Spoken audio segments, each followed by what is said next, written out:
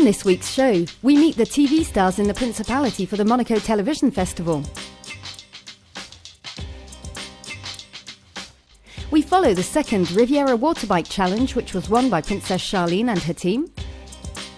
And we see the unveiling of a commemorative plaque in the neighbouring town of La Turbie to celebrate its historical links with the Principality.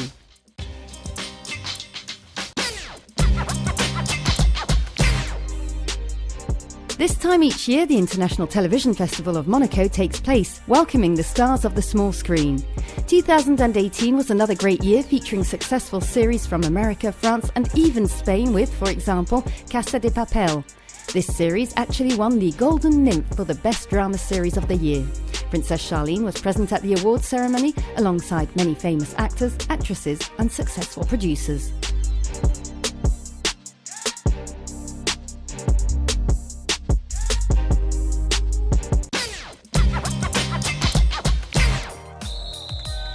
These are bikes that travel on water at an average speed of 11 km per hour.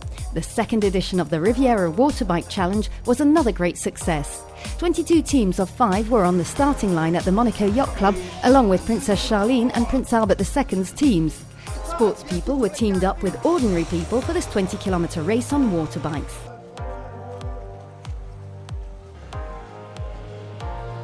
It was natural for me to come. I couldn't take part last year because of my busy agenda, so I'm making the most of my retirement from sport to be able to do things that I care about, such as this challenge. And as you can see, it's hard work. It's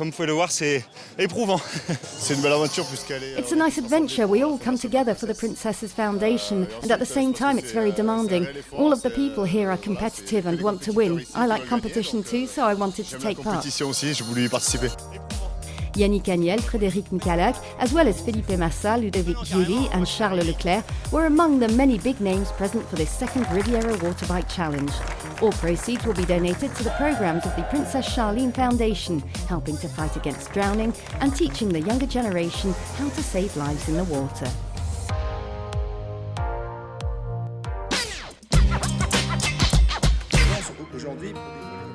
Prince Albert II is very attached to his roots and the history of the Principality. Last year, the towns that have a link or common history with Monaco decided to unite to create an association called Site Historique Grimaldi de Monaco, or Historic Grimaldi of Monaco site. This concerns towns that are both far away and very near, such as La Turbie, just above the Principality.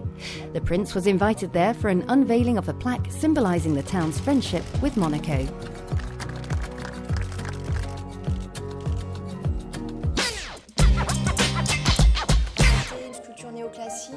He marked 19th century art with his style. He was one of the representatives of the neoclassical sculpture, and he was from Monaco.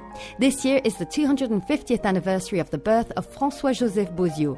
For this occasion, the library of the Princely Palace has been transformed in order to host an exhibition paying tribute to the work of the painter and sculptor from Monaco. In 1793, Monaco is annexed to the French Republic, and Boziaux thereby becomes French, as well as the official sculptor of the Empire, of the Restoration, of King Louis XVIII and of King Charles X. This statue of Henry IV as a child is in some ways the emblem of the French Legitimist movement throughout the 19th century. Some of François-Joseph Boziaux's most famous pieces, as well as documents highlighting his Monegasque background, are on show until the 14th of October at the Monaco Princely Palace.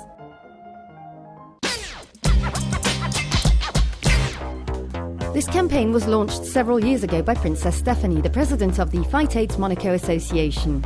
Test in the City gives people the opportunity to do a free, anonymous and ultra-fast test to see if they have AIDS.